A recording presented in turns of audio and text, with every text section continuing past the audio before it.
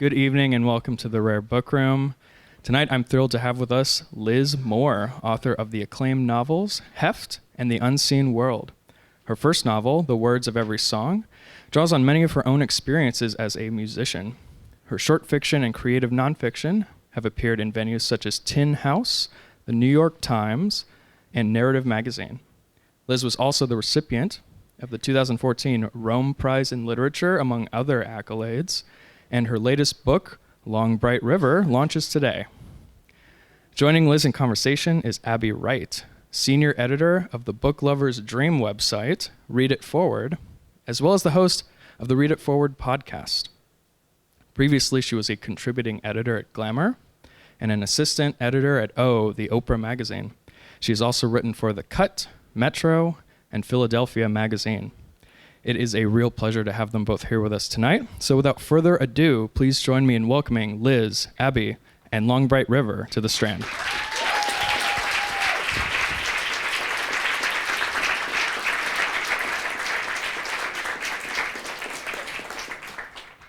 Hi, welcome.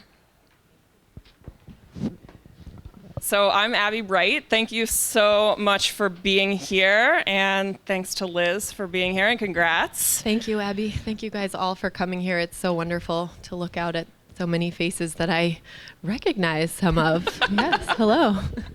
So I think we're going to kick it off.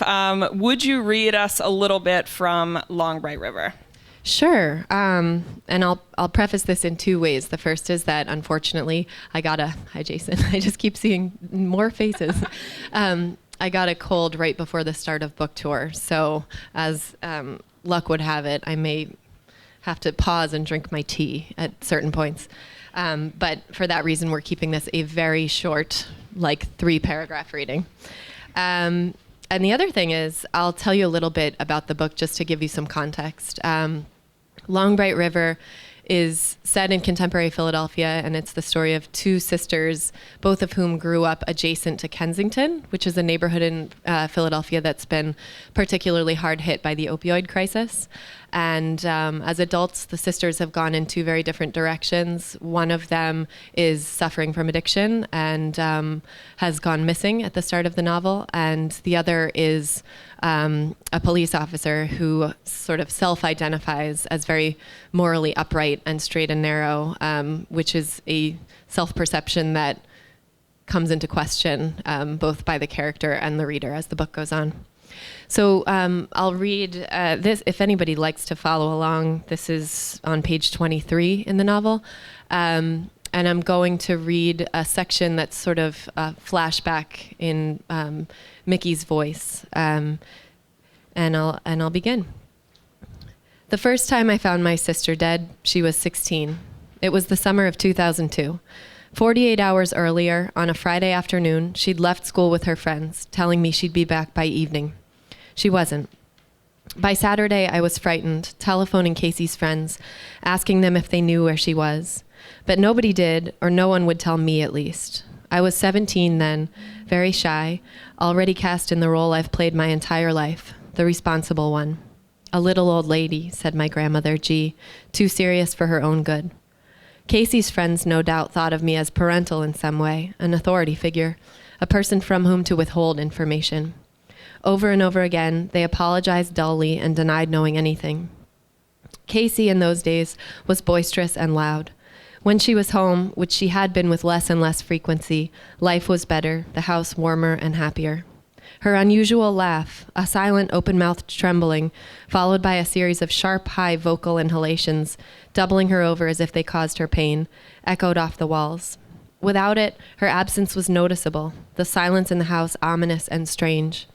Her sounds were gone, and so was her smell, some terrible perfume that she and her friends had begun using, probably to mask what they were smoking, called patchouli musk. It took a whole weekend for me to convince G to call the police. She was always reluctant to involve outsiders, afraid, I believe, that they would take a hard look at her parenting and deem it unfit in some way.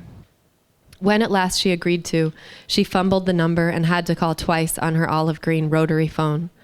I had seen her neither so frightened nor so mad before. She was trembling with something when she hung up, anger or sorrow or shame.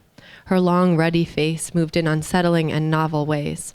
She spoke softly to herself, indiscernible phrases that sounded something like a curse or a prayer. And I'll stop there. Wow. Well, thank you, Liz. Thank you.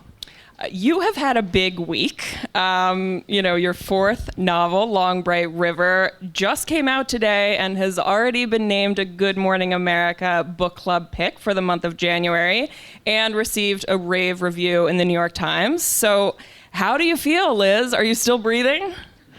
I am raspily breathing through my fluid-filled lungs. I feel good. I'm delighted that the book seems to be like picking up steam or receiving some recognition, and it's always I always have a lot of anxiety about reviews, so it's always nice when they're not bad, I guess. Yeah. So Long Bright River is part suspenseful crime story and part tense family drama. And it takes place, as you said, in Kensington, a neighborhood in Philadelphia. And the story really centers on two sisters. We have Mickey and Kacey, who are both deeply affected by the opioid epidemic, but take very different paths through it. So where did you get the inspiration to write this story? I would say that the inspiration for Long Bright River is twofold. I'll start by saying that I moved to Philadelphia about a decade ago. I've been living there for 10 years at this point. And when I first moved there, I didn't know much at all about the opioid crisis in the United States, or particularly as it had affected the city I was living in. The media was starting to cover it in 2009, but it was not nearly as widespread as the coverage is today. So I worked on a photojournalism project that took me to Kensington initially. And then after that, I was so sort of moved by what I had seen that I kept returning to the neighborhood. And I live not that far away from Kensington, probably a mile or two. So it's in some ways, it's sort of like, it felt like part of my new home. So I began to do community work there. I got to know a lot of the residents in Kensington. And I began to do nonfiction sketches of the neighborhood, which led into the start of a short story, and eventually led into this novel. But it took me like 10 years to sort of figure out what the novel really wanted to be. And the other source of inspiration is, like many families in the US, my own family has a narrative that's adjacent to addiction, although sort of not anything like this narrative. It's quite different, but there's a little bit of an autobiographical spark for this book as well. So I, too, am a Philly girl. And I love that I can be a Philly girl now. I don't know if actual Philadelphians would agree. Fold. But, right. And the way you described Kensington was so real. I mean, it really is a different Philadelphia, a microcosm within this larger city. And I felt completely transported there under the L while reading this book. So how important is a sense of place for you in your fiction? Incredibly important. I think every book that I've written has started with one or two characters who are living in a place who have a problem. And in a way, you can kind of say that about any book, but that's the only way I can conceptualize the start of a book. And the characters have to be interesting enough for me to want to write about them for a whole novel, and so does the place, and so does the problem. So, yeah, Philly, I mean, I hope that in this book, it feels like a character, like the neighborhood itself feels like a character, and the broader city does too. Because, I don't know, I guess I even though I've been living there for a decade, I still have like an outsider's view of it, and I love learning about it, and I sort of approach it like a character too. And getting to know Philly has been a bit like getting to know a character, I guess. So talking about these two main characters, these two sisters, which character came to you first, and how did you flesh them out? Kacey arrived first. Kacey is the younger sister and the one who is suffering from addiction. And I think I spent a lot of time trying to figure out a way to write about her or from her perspective in a way that felt authentic, and I never really got there. And so eventually I decided that maybe it would be more successful to try to conceive of a character who had more in common with me autobiographically. And without going into too much detail, there are certain facets of Mickey's personality that, for better or worse, I identify with. And so it felt right as soon as I sort of asked myself, all right, I'd like to write about this neighborhood and I'd like to write about Kacey. How can I write about her in a way that feels real? Who is the most sort of opposite character who can act as a foil from, to provide a source of conflict in the book? And I created this character who is her exact opposite in almost every way, except that they share this biology, and they are genetically linked, and they love each other. They had so many difficult experiences in their childhood that they are bonded in that way. So Mickey was my way in, I think. So writing a crime thriller is sort of a departure for you, right? Your novels always have a beautiful sense of propulsion to them, but did you make the conscious choice to sit down and write a mystery, or did the story really lead you there? So I love to read mysteries and I love to watch detective shows and detective films. So that part comes naturally to me. It was without the kind of intention that you're talking about that I wrote this book. I think, as I said, when I conceived of Mickey, the fact of her occupation seemed to me more like a way to provide conflict than as a conscious choice of, now I'm going to write crime fiction, or now I'm going to write a police procedural or whatever. It turned out, as soon as I realized that she was a police officer and all of the implications of that, it became an interesting exercise to kind of study the conventions of those genres and try to figure out which ones it made sense for me to employ and which ones it made sense for me to subvert or to play with in a way. Well, so I'd love to know about your research process for this novel, because you write so vividly about topics that you yourself don't have firsthand experience with. So I want to know, did you speak to police officers, sex workers, recovering addicts to inform your narrative? Yes, all of that. But most of it was quite organic because I was sort of already in the neighborhood. I taught free writing workshops for a while at a women's day shelter in Kensington through an organization called St. Francis Inn, which is a really wonderful organization that supports Kensington, that I still am connected to and a fan of. I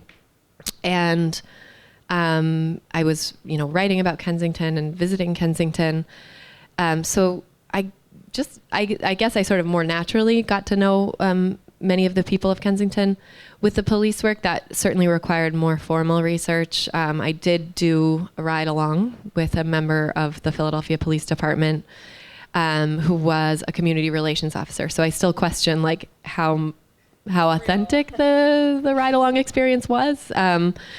But if nothing else, I was able to ask questions like, tell me about a typical day for a patrol officer from when they leave for work to when they come home from work.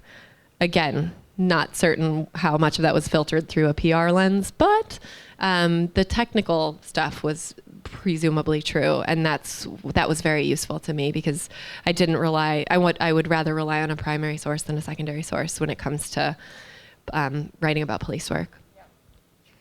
So I want to talk a little bit about the heart of this novel, which is really the family drama. You examine the disparate lives of two sisters who once close but now don't speak. You look at the wedge that is addiction that has been driven between them. You write about what it means to be a mother. Why was it so important for you to have this family saga at the heart of this novel? Good question. I think all of my... So I have a big fear as a writer of writing the same book over and over again, which sounds weird because on the surface, like, I've written about someone who's sort of a recluse and a high school baseball player, and I've written about a computer scientist in the 80s, and now I've written accidentally like a police procedural. But so on the surface, they're all very different, but I think at the heart of them, a lot of the characters are searching. I write a lot about like created families or the search for families, for family, whether it's your own family you're born into or a family of friends that you create. And in a way, this was no different. I think all of these characters are searching for love and searching for family and searching for authentic connections with one another, and are having a very difficult time finding those things at the start. So in that sense, I guess that's sort of what links it to my other work. So aside from the family drama in this novel, there's also a good deal of career drama, which no matter what field you work in, I think is very relatable. Which coworkers can you trust? How much can you get away with before your boss finds out? All of which Mickey is dealing with. So what was it like adding that second layer of workplace drama into the story?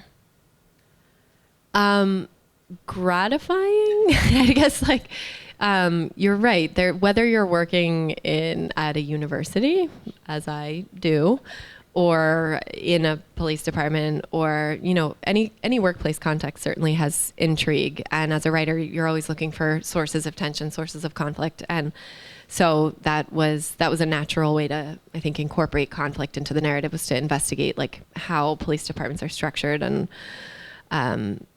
also to acknowledge that corruption within the Philadelphia Police Department is a huge issue, and to incorporate that into the plot felt correct artistically and ethically. So I did. And then wasn't there a Philadelphia Inquirer article that came out in September of this year that sort of almost backed up this novel in an interesting way? Yeah. So one of the things that came up a lot in getting to know the residents of Kensington is the idea that many of the women I spoke to reported instances of sexual assault by police, but this was always spoken aloud, and there was no public record of it, and there is still no kind of detailed public record of it. And so when I was researching the book formally, I couldn't find anything published. It was only after, it was this past September that the Philadelphia Inquirer published an expose in which they released, or I guess gained access to internal police documents, which detailed several events that really closely mirrored stories that were told to me and to other people. And as I said, like, we shouldn't need that kind of validation, but it is gratifying to have it. And certainly elements of that are in the book as well. So this story, albeit fiction, puts a very personal face on this sort of nameless thing that we've been hearing about, like you said, the opioid epidemic. So you even include a list of names both in the front and the back of this book, sort of putting actual names to this epidemic. Was it important to you to use this novel as a means of educating the public about what's really happening?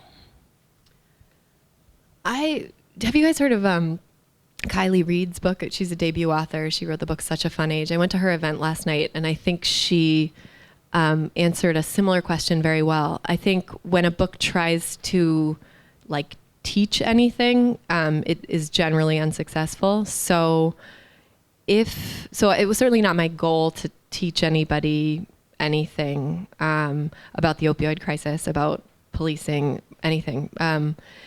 But I hope that my investment in the story, which was genuine, I got very, very wrapped up in these characters and in writing their story as I went. Might, I don't know, maybe introduce a way for people, because the other thing is, like, almost everybody in the United States knows somebody or has been touched directly by addiction. So my hope is that in telling stories about addiction that focus on the characters, that are driven by place, by character, by story, it might open a door for people to kind of like have natural conversations about it with people they love or with other readers or anything like that. But that would be a nice byproduct, and it's not necessarily like my artistic goal as a writer, I guess. So tell us a little bit about the meaning of the title, Long Bright River. So it took me a very long time to come up with any title for this book, and my editor Sarah, who's here, has heard this already, but I didn't have this title until right before we submitted it. I am not good at coming up with titles, so I determined that I would find a title for this book before sending it out on submission, and so I kind of like cloistered myself in a room for an entire workday and just read every text I could find that dealt in any way with addiction. So poems, prose, songs, anything. And eventually, through the miracles of the internet, found a Tennyson poem called The Lotus Eaters, which is about opium consumption. And I don't love Tennyson. I don't know if there are a lot of Tennyson fans in the room. Sorry. We are in the rare books room. There's probably something. Anyway, but I loved this particular phrase, Long Bright River, which sort of leapt out at me from his poem. And I immediately recognized that it could relate to a lot of different passages in the book as well, and sort of retrofitted it. So the phrase Long Bright River pops up several times in the book in reference to a vein, for example, in reference to the Delaware River, and in reference finally to the kind of like river of names at the start of the book and toward the end of the book. So yeah, I like titles that can refer to multiple things, and that was one. So switching gears now, Liz, I want to know a little bit about you as a reader. What are you reading now, or what's on your bedside table waiting for you to come back from book tour that you can't wait to get to? So I just finished Kylie's book, which is really good. Another Philly girl. Another Philly, yeah. Philly's having a moment, as they say. There's a lot of Philly books are coming out right now. And I'm also reading very brand new books. I don't know if I saw she's having an event here, Anna Weiner, who wrote Uncanny Valley, about her. It's a memoir about her time in Silicon Valley. I always say that wrong. And then what I would like to read, and is waiting for me, is Jacqueline Woodson's Red at the Bone, which is another Riverhead book, and so go Riverhead. But that's a coincidence. I've been wanting to read that book since it came out. So. And are there books that you return to again and again as a source of inspiration that sort of you never tire of? I read a lot of short stories for inspiration. I teach at Temple in Philadelphia, and I teach graduate and undergraduate creative writing workshops there. So I'm in the nice position of always sort of like mining my own personal favorite short stories, and also hitting up my writer friends who also teach to say, like, what are the short stories that work best for you in your classroom settings? And so we often will like trade advice at the start of a semester. Some of them are here. And I think short stories are very inspiring because they're sort of like the most distilled form of fiction. And they produce a lot of emotion in a short time, or the best ones do. Or if not emotion, then thoughts. Yeah, so like collected short stories of Flannery O'Connor is something I go back to over and over again. What is something that you've learned about your own writing that you've gained from teaching writing? That I can't be a hypocrite and tell my students to do things that I don't do. Sometimes I still tell my students to do things that I don't do. But often I'll, in saying things over and over again, like read your work aloud so that you catch mistakes, so that your dialogue sounds natural, so that, I stop and think like, well, when's the last time I actually read my own work aloud? And I'll go back and mumble to myself in my office creepily for a while to make sure that all the diction sounds correct. Yeah, I would say that. Yeah.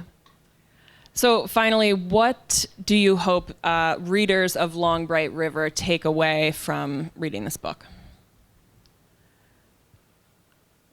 I hope that it offers a sense of understanding when it comes to addiction. That's a big hope of mine. And I hope that it emphasizes the importance of human connection. Like, I don't believe, certainly this book tackles serious issues and some dark issues, but I don't believe that it is a hopeless book. And I think that its ending offers a bit of hope, a mixed bag of hope and not hope. Yeah, so I hope that readers are left feeling like this is an incredible crisis and an incredible problem in our country that has been caused by a variety of societal forces that should be held accountable, but also like, do not despair. There may be a glimmer of hope someplace within that. Well, I'd love to open it up for questions to the room. We have a microphone. So who's first? Yes. So the methadone clinic makes a really short appearance. I won't spoil it, but it's very brief, but very important, because at one point it's looked at in very discerning eye. And then when it's the realization that someone is going through methadone treatment, did you do research on that? Certainly, yeah. I mean, do you mean on like medication-assisted treatment in general? As a part of recovery. Yes. So I should preface this by saying, like, my interest as a novelist is slightly different than somebody's interest who is either a social worker or an addiction counselor or a scientist or an epidemiologist. So a lot of what I picked up in the neighborhood had more to do with character than sort of, I don't know, the more technical aspects of addiction. That said, certainly many of the people that I got to know were either in and out of medication-assisted treatment or were actively on it. Offhand, I know that statistically it's data shows that medication-assisted treatment is probably the most successful long-term option in addition to counseling for people suffering from opioid addiction. So, that came up as part of my research. It's interesting. That clinic used to play a bigger part in an early draft. And then for a variety of reasons, its role was reduced. But it's interesting that you picked up on that and asked about it. You mentioned that you hadn't come up with the title until the end of the process, but I'm very interested in when in the process of writing you came up with that brilliant opening sentence, the first time she found her sister dead. Mm-hmm. That seems to did the book spring from that? Mm-hmm. Because it sure gives that impression. Yes, you nailed it. Actually, that was, I think, probably the original opening of the book was that at one point. And then I decided it made sense to open in the present and sort of flash back to that. But yes, that was initially probably, at certain points, that was the opening line of the book. Yeah. Hi. So you spent some time in Rome. That obviously is very different from Philadelphia, and that has no opioid crisis. So did that distance help or hurt your work on this book? Good question. So when I was in Rome, I was actually mainly finishing up my last book, The Unseen World. But toward the end of my time in Rome is when I started focusing on this novel and really writing it seriously. Yeah, I guess you could say it does help to, being across an ocean from a place maybe does offer some perspective on the place that is difficult to see when you're right there. Yeah, maybe I'll have to travel to Rome again and see what other ideas I come up with. What's next on your creative palette right now? Now that you've just finished Long Bright River, do you have any ideas brewing, or do you have to go to Rome again first? Would someone send me to Rome so that I can answer that question? Do you want to answer first, Abby? Sure, Nick. No, I am beyond my day job running Read It Forward. I'm working on a memoir about my own family and my dad, and what do we get from our parents that make us the people that we turn out to be. So you all in the Strand Rare Book Room get a preview, and now I have to keep writing it. So hold me to it. ABBEWRIGHT, Yes, in case anyone yes. wants to Google her. Exactly. What about you, Liz? With the entire Riverhead team here in this room, I will announce, no, I won't do that. I am working on something. I think the big question for me is, because this is a bit of a departure from my previous work, the question that I'm kind of contending with is whether my next novel will sort of like overtly be a crime drama, or sort of suspense, literary suspense, or whatever you want to call it, or whether it will be a family drama that incorporates elements of a mystery, which really my previous two books also were. They just weren't like marketed as such. So I have a setting, and I have a question, and I have some characters, and now I'm just figuring out what those guys want to do in their setting. Yeah. Can you talk about how your research process overlaps or interweaves with your writing process? Do you go out and do all the research first and then start writing, or do you come to a problem in the narrative and then go out and research it? How do those two things fit together? Wonderful question. I tend to get very, very obsessive about a certain thing first for like years, and just read everything I can about it and spend a lot of time in a place, in this case, and go down weird internet rabbit holes in the dark of night, and do that for many years, and then decide, I think this probably wants to be a novel.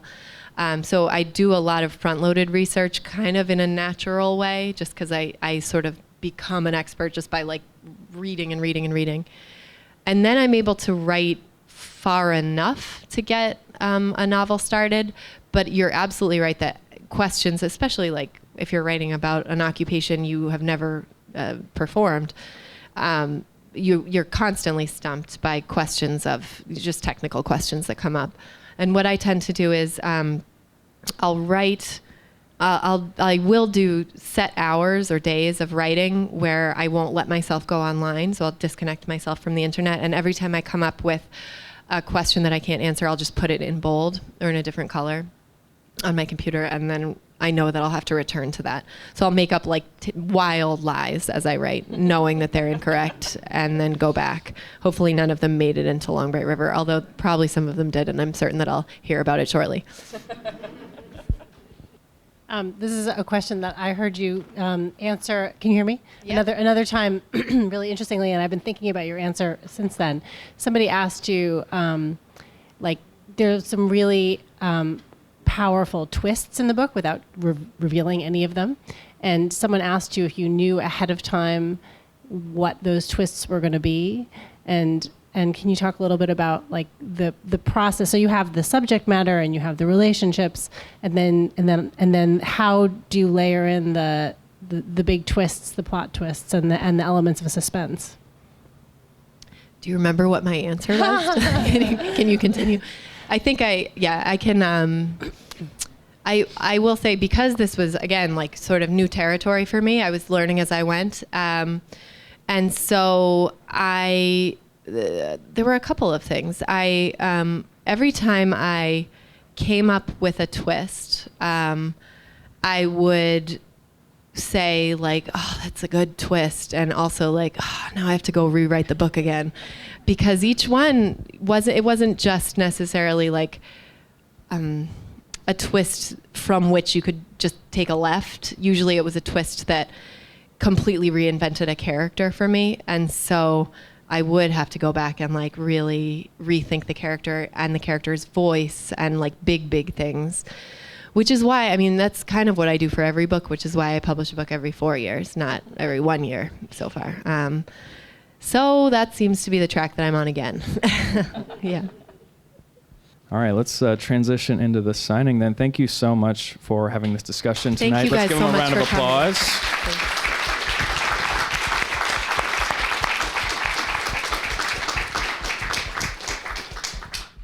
All right, thanks once again, Liz and Thank Abby. you, Nick. All right, Thank you. as I mentioned earlier, those folks who have a book to get signed, if you wouldn't mind in a calm, orderly fashion.